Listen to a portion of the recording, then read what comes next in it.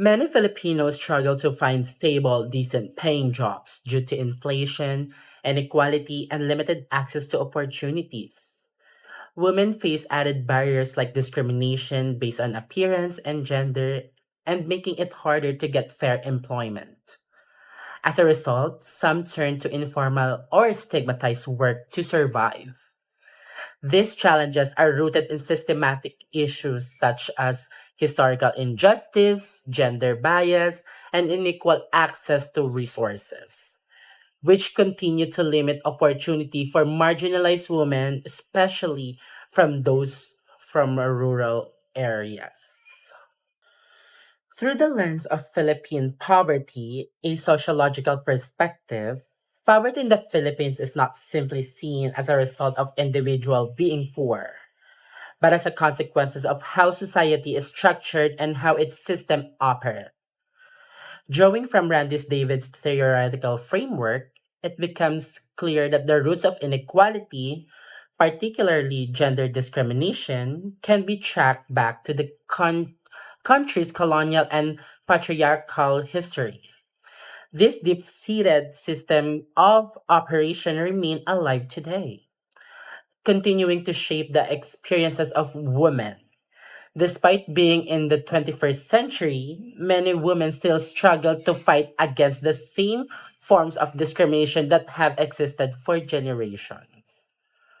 The unequal treatment they face in terms of employment, wages, and societal expectation reflects how these historical injustices are still embedded in present day structures.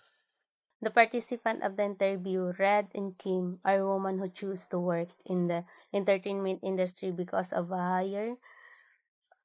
higher pay it offers compared to their previous job experiences. Introduce yourself.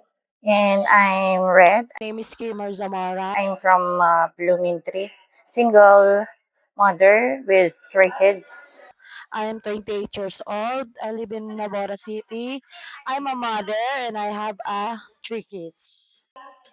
Uh, Nowadays kasi, as a woman, maraming challenges na kinakaharap ang babae ngayon. Especially when it comes to degrading, judgment, yung pagkakaroon nila ng concern sa sarili. Pag sinabi kasi nilang babae, housewife, walang kayang gawin, walang kayang patunayan sa sarili or sa ibang tao.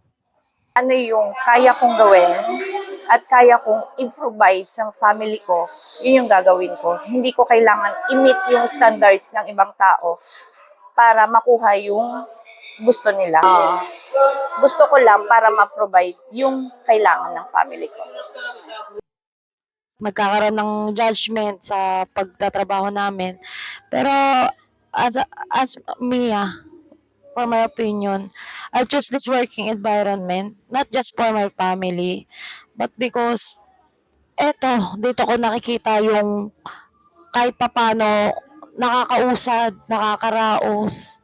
Sa mga trabaho kasi, kailangan visible tattoo. As makita nyo, may tattoo ako. Yung gusto kong gawin or yung passion ko sa buhay na gustong-gusto kong gawin is hindi ko magawa kasi nga dahil may tattoo ako. Tapos yung iba may age limit pa. So kailangan yung ginagawa ko kahit na hindi ko na nakuha yung gusto kong gawin sa buhay. Nakikita ko lang na natutulungan ko yung family ko. Okay na yun para sa akin. Red and Kim see themselves as part of the lower social class due to unstable, low-paying job options and difficulty meeting basic needs. As women, they face added discrimination, especially for things like having tattoos or being single mothers, which often limits their chances in formal jobs. They turn to entertainment industry not by choice, but because it offers better pay to support their families. Their experiences highlight how societal systems unfairly favor the privileged and continue to limit opportunities for women from marginalized backgrounds, showing that poverty is deeply tied to systematic inequality.